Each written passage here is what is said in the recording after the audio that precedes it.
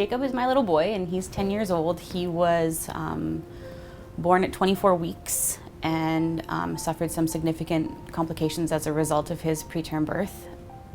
Pretty much all of the things that they told us he might deal with, he does. He has a hard time dealing with the germs in the normal world. He uses a tube to eat and a machine to help him breathe and an aid to help him hear. We've had years where 365 days we're in hospital, and we've had years where 40 days we're in hospital.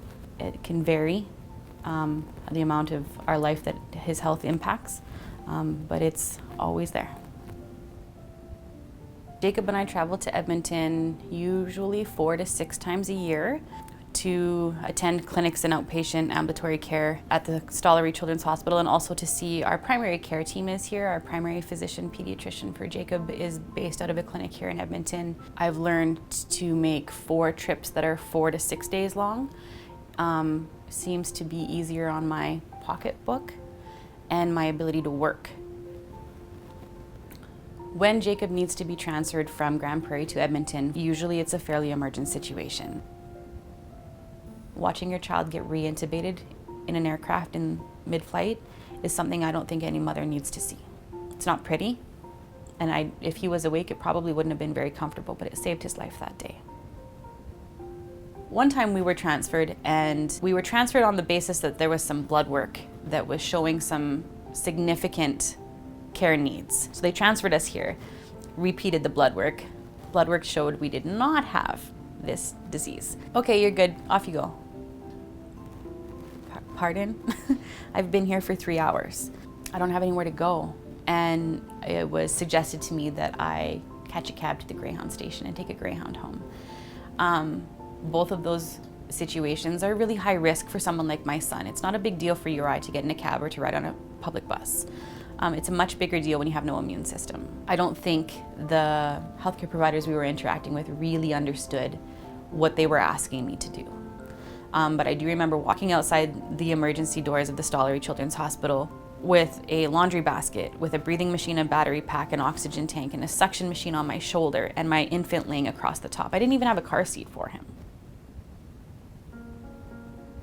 It's been suggested to me multiple times by multiple healthcare providers that I consider moving to a larger center. And it took me a while to come up with a nice, neat, short answer, but I think it is at 5 o'clock you go home to your own families and your friends and your community events and the things that you're a part of. And at 5 o'clock, all of a sudden there's nothing here for us. We don't know anyone. We don't have a place to stay here.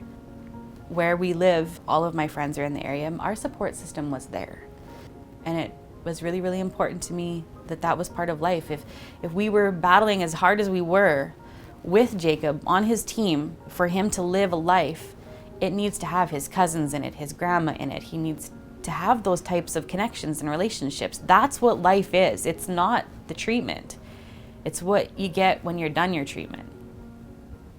The financial strain of having a child like Jacob and living outside of a city that provides tertiary level care isn't something that's well discussed just yet, because I'm not entirely sure that there's a lot of examples of what that financial burden does to the status of a family throughout their lifespan. But I can tell you that I cannot work full-time and be a good parent to him, not only because he's a sick kid, but because there's this team of caregivers, therapists, teachers, all of these people that help us provide him with a good life that need to be managed, and all the supports out there that anybody else is entitled to. He's entitled to them too, and it's my responsibility to get that for him, because right now I'm his voice and we're actively seeking ways to give him his own.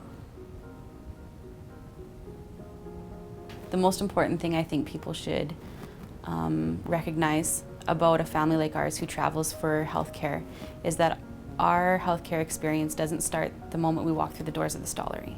Every single clinic we walk into, we're one of dozens of families they see that day. And to them, they have no idea that we just drove 5 hours and we're walking in that clinic, and when I ask for a wheelchair accessible bathroom and I go in and I get one where the only option is to lay Jacob on the floor, they don't understand why I'm like, can we have a patient room? That stuff is so hard to convey in that moment. Our journey doesn't start at 2:15 when we're supposed to meet the doctor. A couple of charities, a national charity and a local charity, and the fella in my life combined forces and bought Jacob and I a van in this year. The van makes it easier for us to get Jacob in and out of a vehicle. Hopefully seems to be comfortable for him in his chair. It's wonderful. I think some of the things that I've experienced that have made traveling with Jacob a little bit more difficult than maybe it needed to be was being intimidated right off the bat by being told how difficult our life was going to be. The choices we make as how we live, where we live, and what we choose to do with our time in our life, we all have the right to make those choices for ourselves. And that whatever I choose, I would probably be able to work out because I'm a capable human being. That message, I don't know where it came from, but that's the one that helped. I think it's important to share that as a 10-year-old boy, he's still just a 10-year-old boy. He has health care needs and medical complications and augmented this and needs help with that, but he's funny. He has the craziest sense of humor. Jacob seeks out human interaction at every possible chance. If you stand next to his chair, he's gonna reach for you. You might annoy him with the sounds of walking through a mall, but you drive past him and let her rip on a motorbike on the street and he'll smile. He's just like every other boy. He's just got all this stuff in the way of him expressing and experiencing life.